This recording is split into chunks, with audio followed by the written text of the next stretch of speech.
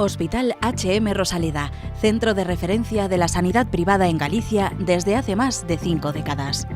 HM Rosaleda cuenta con el mejor y más completo cuadro médico. Actualmente está formado por casi un centenar de facultativos altamente cualificados que cubren prácticamente todas las especialidades médicas. Además dispone de unidades específicas totalmente punteras como la unidad antitabaco, neurología cognitiva o neurofisiología. El hospital está dotado asimismo con la tecnología más avanzada, ofreciendo a sus pacientes las máximas prestaciones sanitarias con los más vanguardistas medios de diagnósticos quirúrgicos y asistenciales. Más de 10.000 metros cuadrados a tu disposición, con unas instalaciones recientemente reformadas para una mayor confortabilidad, exclusividad y el mejor trato a sus pacientes. Y todo ello sin esperas y con una financiación adaptada a tus necesidades. Porque lo verdaderamente importante no puede esperar. Por ti, por los tuyos. Hospital HM Rosaleda y HM La Esperanza.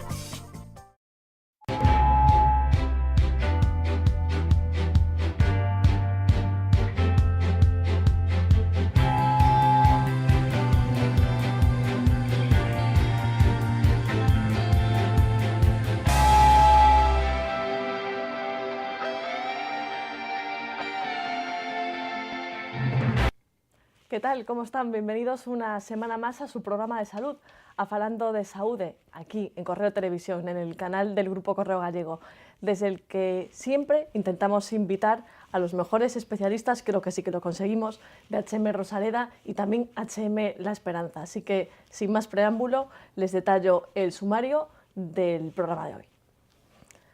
Hoy en Falando de Saúde, entrevista a una otorrinolaringóloga de HM Rosaleda. A continuación, los espectadores plantean sus dudas sobre hipoacusia producida por ruido. Y para cerrar el programa, recibiremos un consejo de la unidad de enfermería de HM Rosaleda. Pues sí, me han oído decir unas palabrejas, así, sobre todo una palabreja un tanto extraña, hipoacusia producida por ruido. Nos va a hablar de este término, de esta patología, una otorrinolaringóloga, como les señalaba hace unos segundos, que además es la primera vez que nos visita, es la doctora Margarita Reyes. Bienvenida, doctora. Muchas gracias, María. ¿Qué tal? Bueno, tenemos que empezar por definir este concepto, ¿no? ¿Qué es esto de hipoacusia producida por ruido? Vale, sí, la palabra hipoacusia es lo que define a la enfermedad. En este caso, hipoacusia, como su nombre lo indica, hipo es disminución de la audición, básicamente. Y su causa, su nombre lo está diciendo, pues producida por el ruido. Estamos hablando entonces de un tipo de sordera producido por ruido. Exactamente. ¿Y qué incidencia tiene esta? Bueno, en los últimos años se está empezando a estudiar mucho esto debido a que se ha visto que sobre todo lo está sufriendo no solamente las personas que trabajan con ruido, que es lo más estudiado hasta este momento, sino las personas jóvenes. Se sabe que a nivel mundial, más o menos la tercera parte, un 33% de la población mundial, ya tiene alguna afectación de la audición a causa de estímulos de intensidad muy alta. En Europa, más o menos 35 millones de personas estamos expuestos a dichos niveles de ruido alto. Lo que pasa es que no nos damos cuenta, sino hasta años posteriores que nos empieza a aparecer la pérdida de audición. Incluso en España, en el 2008, se detectaron 18.700 enfermedades profesionales, de las cuales casi el 5%, 790, eran a causas de una hipoacusia producidas exactamente pues, por el ruido. Y suponemos que incluso esa hipoacusia se produce cada vez a edades más tempranas, ¿no? Sí. Se han encontrado, sobre todo en los jóvenes, hay unas estadísticas que llaman muchísimo la atención. Más o menos son 1.100 millones de jóvenes entre los 12 y los 35 años que ya en el mundo presentan alguna alteración a nivel de la audición. La que más llama la atención es en Finlandia, por ejemplo, hay un 51% de los jóvenes que ya tienen una discapacidad auditiva. En los países, en Australia, por ejemplo, un 14%, y en Nottingham, que es para dar unos ejemplos simplemente, un 19%. Sí.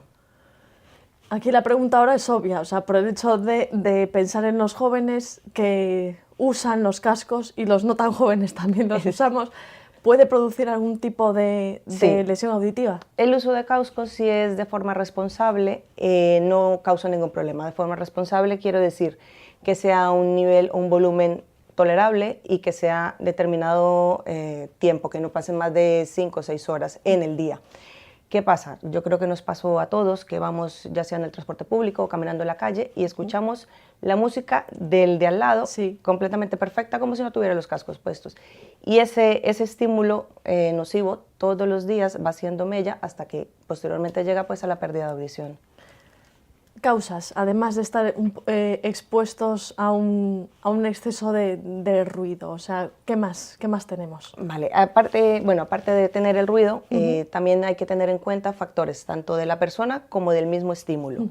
De la persona, como cuáles, por ejemplo, mayor susceptibilidad a los ruidos, ya sea por una herencia, porque mis padres tienen los oídos un poco delicados, pues yo también lo heredé, que hayamos tenido alguna enfermedad tipo meningitis, por ejemplo, que por lo general conlleva alteración de la audición, que tengamos alguna enfermedad cardiovascular tipo hipertensión, diabetes, colesterol alto. Esas enfermedades que disminuyen el riego sanguíneo también nos afecta la audición y nos hace más propensos a tener una hipoacusia.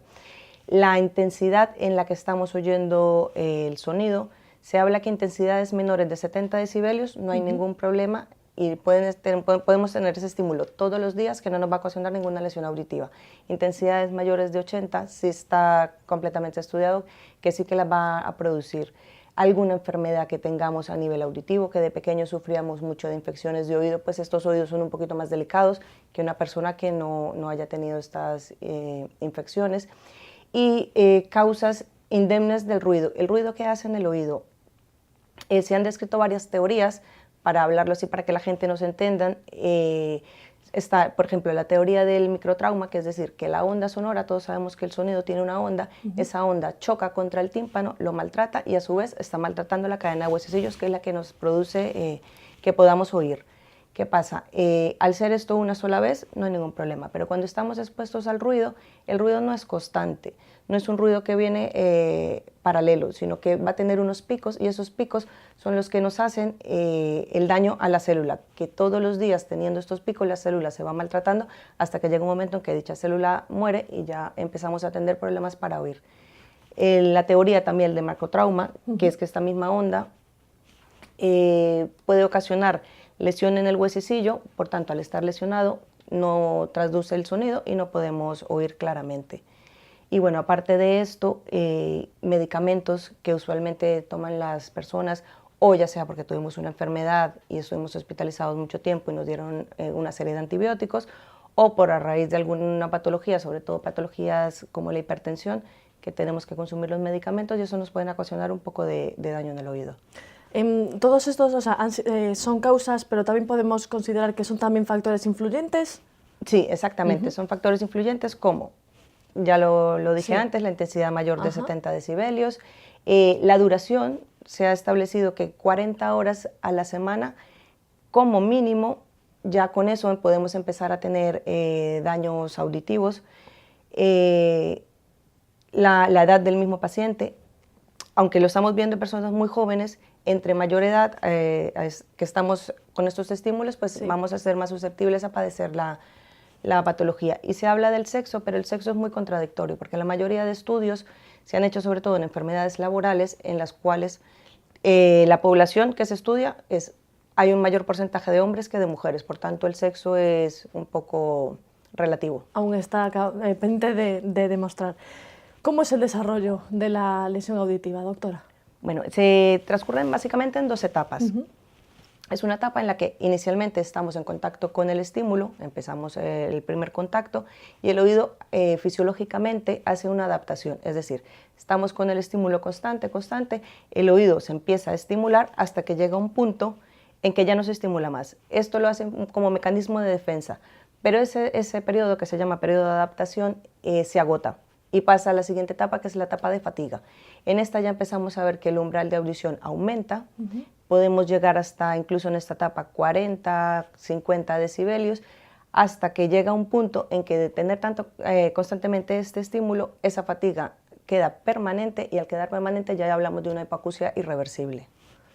Caramba, o sea que hay que intentar frenarlo, ¿no? Como sea. Exacto.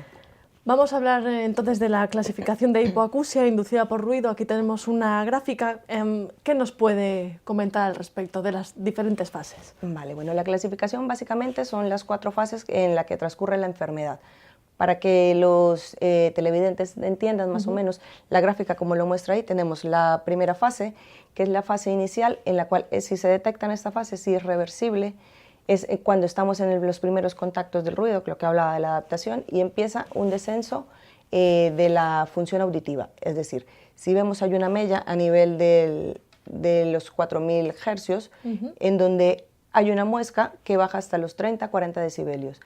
En este momento, si lo detectamos y quitamos el daño, es decir, el estímulo nocivo, esa audición puede recuperarse totalmente. Si seguimos con el estímulo, ya pasamos a una segunda fase, que es una fase de latencia, una latencia temprana, en la cual no solamente vemos afectados, como vemos en la gráfica, la frecuencia 4000, sino sus frecuencias vecinas. Puede bajar otro poco más el umbral auditivo, hasta unos 50-60 decibelios. Pero en esta fase ya no es irreversible. La característica de esta fase es que aún no está comprometida la comprensión de la palabra, es decir, en el diálogo podemos oír perfectamente. Si seguimos con el estímulo nocivo, pasamos a la tercera fase, que ya es una latencia permanente, en la cual ya hay descenso del umbral auditivo, más de lo que teníamos anteriormente, más de las frecuencias vecinas, en las cuales el descenso incluso puede llegar hasta 60-70 decibelios. Y aquí ya es completamente irreversible el daño y ya no estamos viendo comprometido la comprensión de la palabra, es decir, ya nos cuesta comunicarnos con el medio. En una simple conversación, como tenemos tú y yo en este momento, a lo mejor si tú tuvieras este daño te costaría un poquito entenderme. Y ya la última fase, o la fase de hipoacusia establecida, ya como lo vemos están todas las frecuencias, tanto las graves como las agudas comprometidas, y ya el umbral auditivo puede llegar incluso a más de 80 decibelios. Normalmente en este tipo de casos les llega a la consulta ya como muy avanzados, generalmente, sí.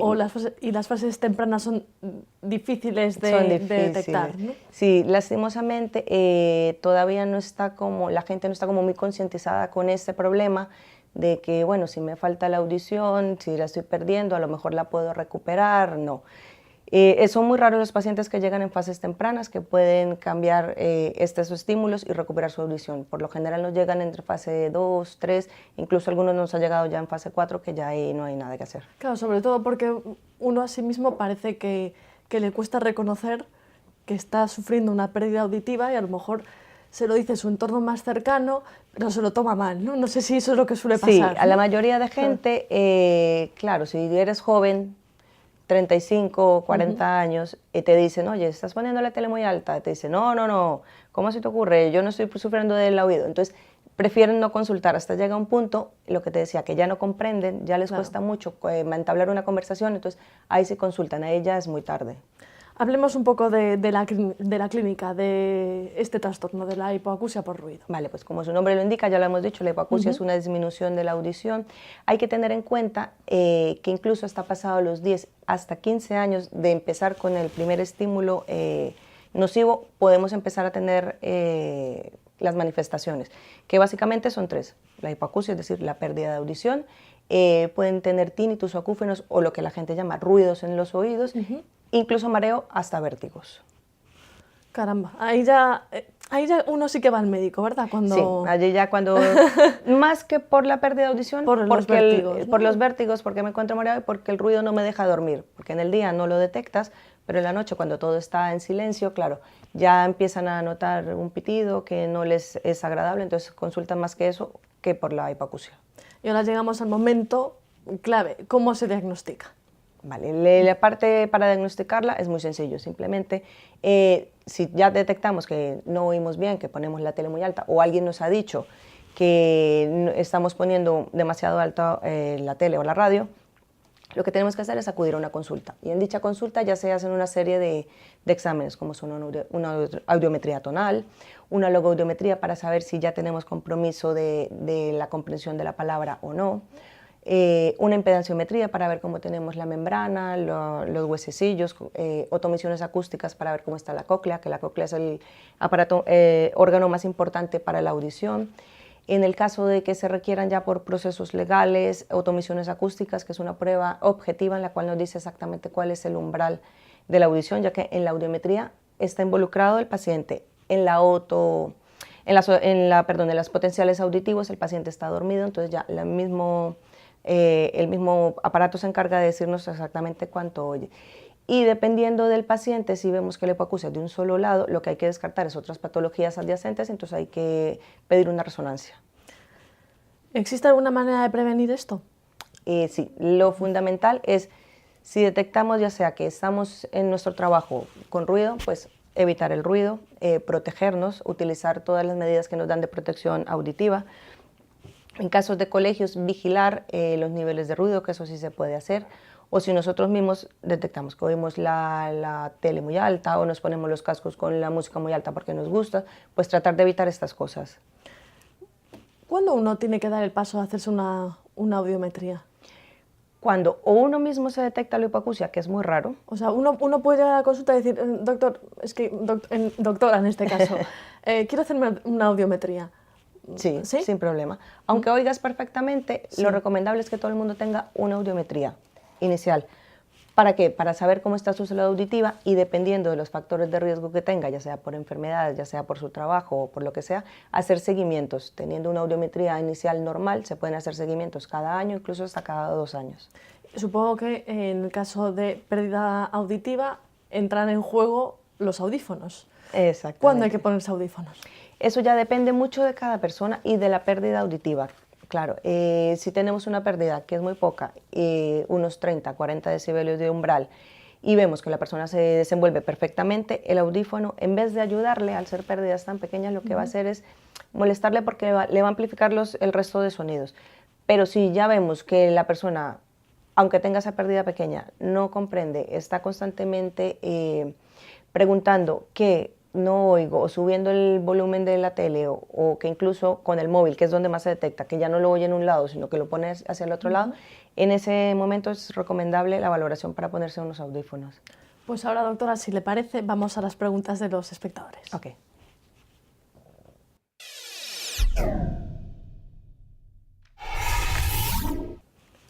Les recuerdo una semana más que pueden ponerse en contacto con nosotros a través del correo electrónico enviando un mensaje a falandodesaude@correotv.es, o si no, también lo saben, pero no me canso de repetírselo, nos encuentran en las redes sociales como en Facebook y Twitter.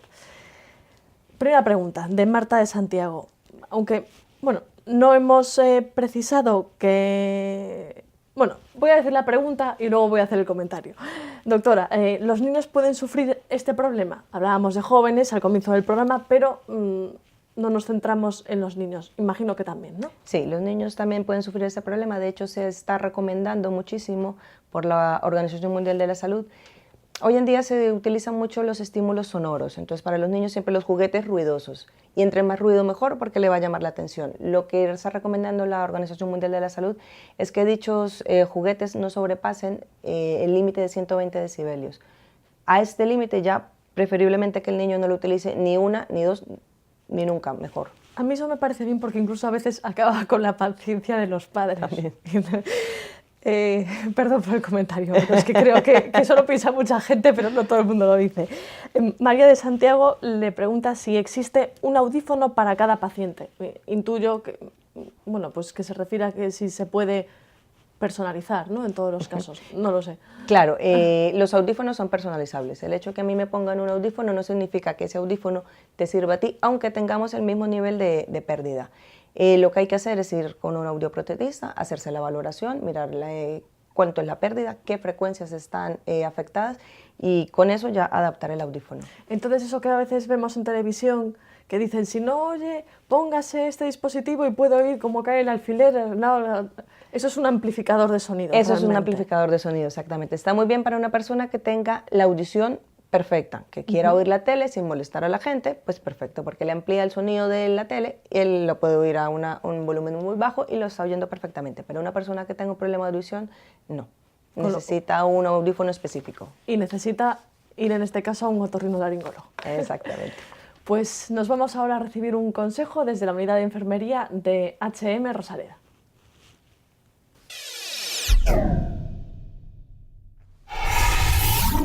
Hola, soy Miriam Parracho, enfermera de HM La Rosaleda, y voy a hablar cómo actuar en caso de accidentes domésticos.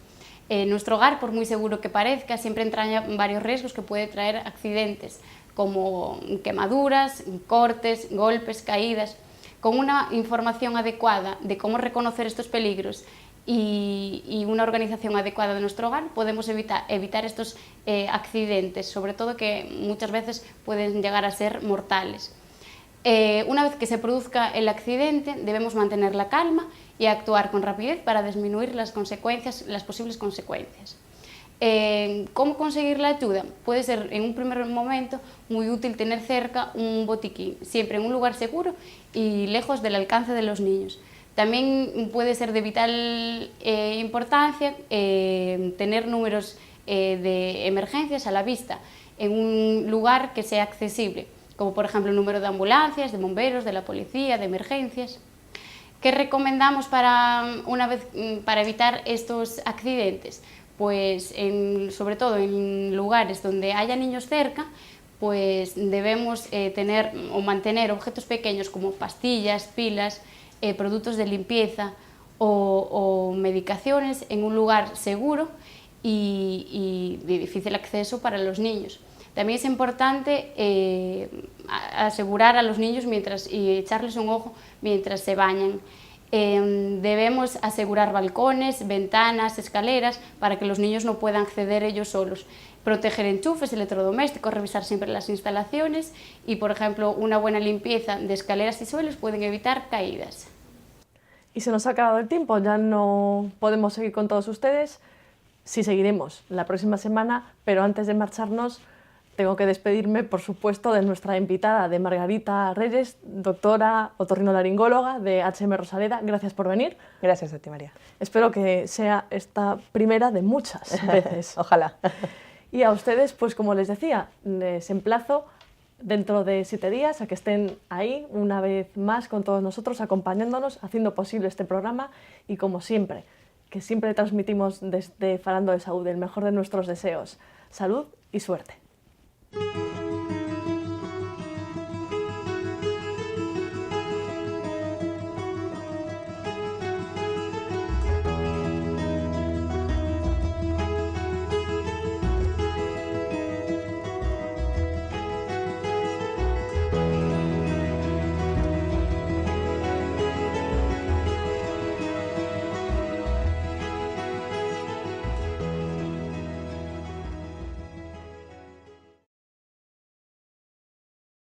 Hospital HM Rosaleda y HM La Esperanza.